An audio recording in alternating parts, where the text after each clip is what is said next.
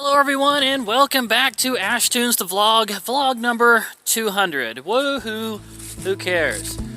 Today is December the 20th, 2018, about 2:20 in the afternoon. I'm out here in Greenville, Tennessee at the trailhead of Margette.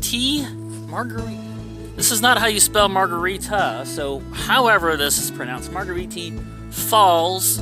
And so I'm gonna go ahead and walk this trail while I do today's short story, and hopefully if I don't get rained on too much, I have my umbrella, but if I don't run out of time, it don't get dark, and I don't get rained on too much, maybe I'll make it to the falls and we can end today's story time by doing a nice shot of the falls as well.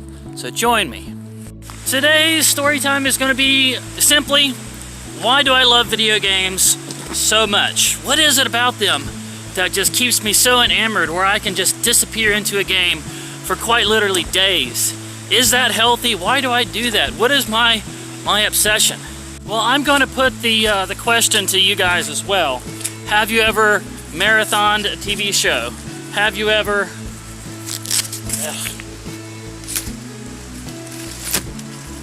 Have you ever been so lost in that graphic novel that you started hearing the voices of the characters? That they started moving right there in your imagination? Have you ever been so engrossed in that audiobook that you finally reached the end of your trip and you wanted to take the wrong exit on purpose, or take another lap around the parking lot just so you could get to the end of the chapter? Has that ever happened to you? Well then, you're kind of on your way to understanding the obsession with video games, with the escapism of it. Why escape? That's going to be the next question some of you are going to say. Can you not handle real life? Do you really always need to be escaping it? Stories are a very sacred thing.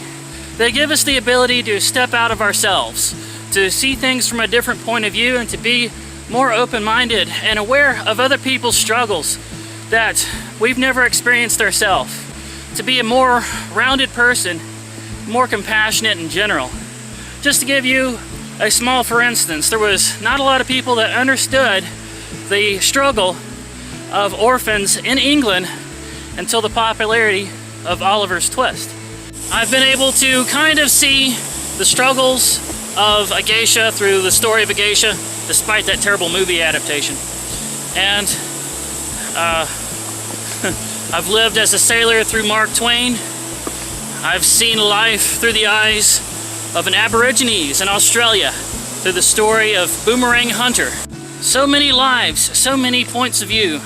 And that goes for you guys out there as well. All of you have experienced the same kind of thing. Throughout your life, you have been told stories and been transported to other worlds and seen things through different people's eyes. Whether it was through a parable or a fable, a required reading list, through a TV show that you really liked.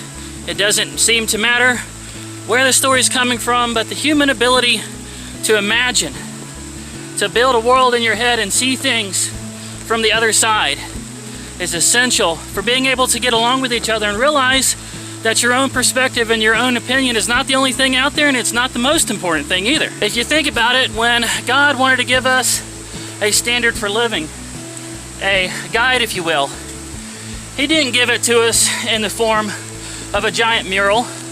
He didn't give it to us in a form of some voice that comes out of the heavens when you reach a certain age.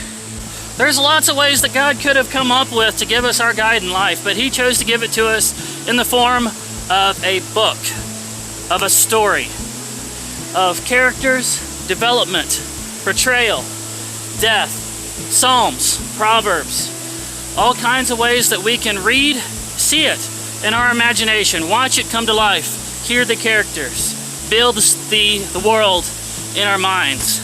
Because He knew, He made us that way, that the ability to imagine and see things from the other side was essential to the human experience. And video games do a really, really good job of fulfilling that deep human need to transport yourself to another world.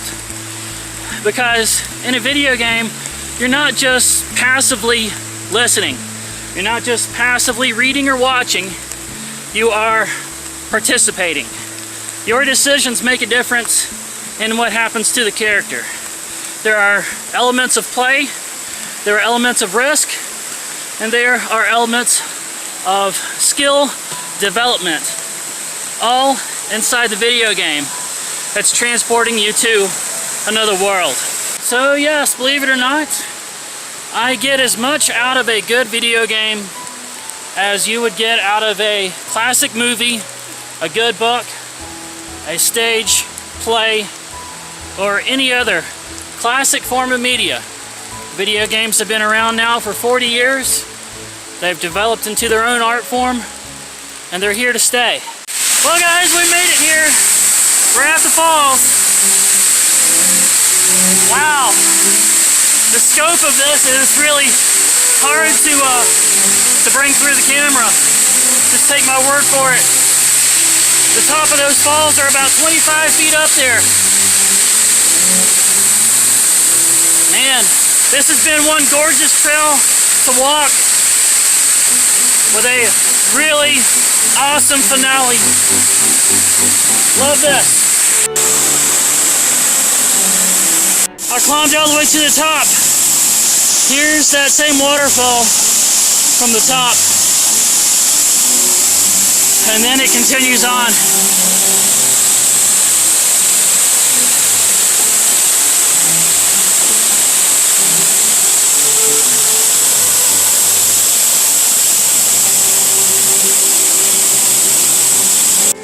Well, story time is over. We have seen the falls, and the only thing left is the long walk back to the truck.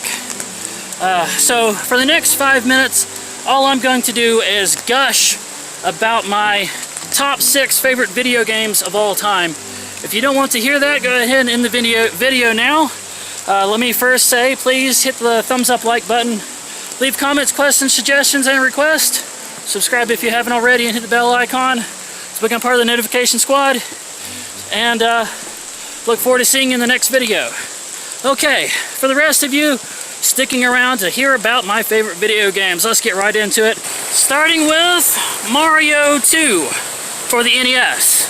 Might seem odd to choose that over Mario 3, but in Mario 2, you don't have any shortcuts. You don't have any warp whistles. You've got to play it all the way from beginning to end. And sometimes when you fight a boss, you have blocks that you can build. First time I've ever been able to build something in a video game.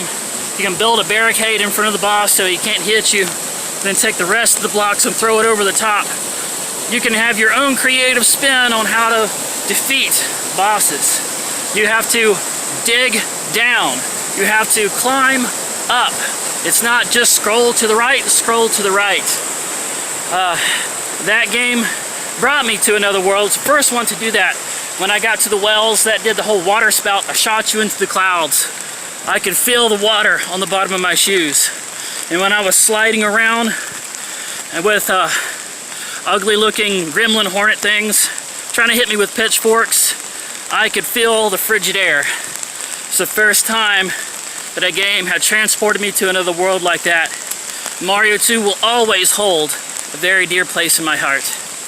Number 2, Scourge Hive for the Nintendo DS and the Game Boy Advance. This is one about a very spunky redhead kind of bounty hunter that is ridding a space outpost science lab of a infestation that has also infected her suit. So she's on a time crunch to get to the next station to disinfect her suit. When she hits some of the enemies, they explode and splatter right onto the screen and drip down. When she reaches a power-up or a save station, the song sings as she's lifted into the air with both palms outstretched and one knee bent, just taking in the new power of the new save point. The sense of aloneness, the sense of urgency is conveyed through that little 16-bit game so well. And it's a hidden gem that I would recommend anybody look up and play all the way through. It's fantastic. Number 3, Champions of Norath for the PlayStation 2. This is a dungeon crawler that I have never found the equivalent to since. It's different than when you kill an enemy. They do not disintegrate, they do not disappear. Their bodies remain on the ground. You can clip through them, but they stay there. So when you're going through a dungeon and you want to try to figure out where you've been and where you need to go, you'll know that you've been there if there's bodies on the ground.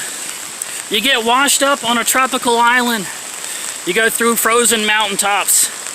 You rescue a vampire princess from her lust for blood. If you drop a weapon, you can transport back to that same level hours later, and that weapon will still be on the ground, as though that world really does exist. And things don't just respawn as soon as you leave the level and come back. Number 4, Kaya, Dark Lineage. This is one where you take control of a slim, caramel-colored girl with dreadlocks and red fingerless gloves as she goes through different island towns, tree houses, and mountains, rescuing creatures from an evil curse and cleansing their mind and body of it, sending them back home and going on to the next place. In this world, you slide down chutes on an energy board. You fly spread eagle on a gust of wind. You climb up mountains and you learn different fighting styles that could be attributed all the way from wrestling to capoeira. It's a hidden gem for the PlayStation 2 that is so very underrated. Number 5, Psychonauts, developed by legendary Tim Schafer for almost exclusively the original Xbox.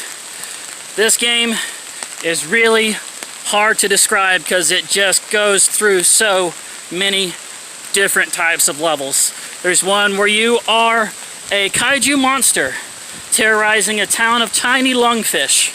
Another level where you are slowly climbing to the top of an abandoned insane asylum with floors tilting and walls collapsing, but yet some of the patients have remained living there and interacting with you and asking for your help. In another part, you are fighting bulls as a matador inside of someone's imagination. It's a game that just is so encompassing and so engrossing. It's hard to think of it as simply a video game. And number 6, my favorite video game of all time, big surprise, was also developed by legendary Tim Schafer for the Windows 95-98 PC.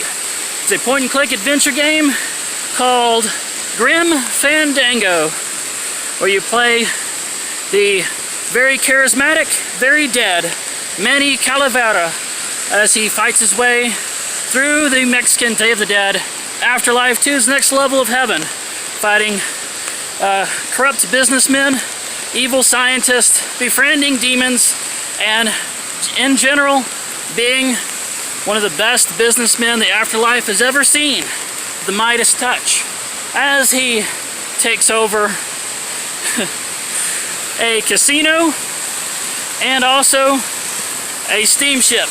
And I told somebody once that my favorite video game of all time is called Grim Fandango. Their first reply was, "Do you kill a lot of people?" Well, in my favorite video game of all time, the only person that the main character kills is the main villain.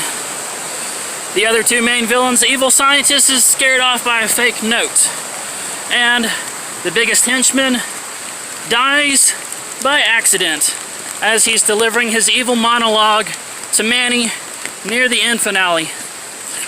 This is a game that needs to be experienced, really, for you to understand exactly what I'm talking about. It's an all-engrossing, fantastic, fantastic game. Grim Fandango. I believe it was also remastered and released on digital download for the console market. So take a look at that as well. And so that is it. That is all 6 of my favorite video games of all time. Just wanted to thank you all so very much for sticking with me throughout 200 vlogs, as well as tons of other little mini-sodes and stuff that I put up here and there. I've really enjoyed it, and I hope that the next 100 will be just as much fun, if not more. And I look forward to seeing you guys in the next one.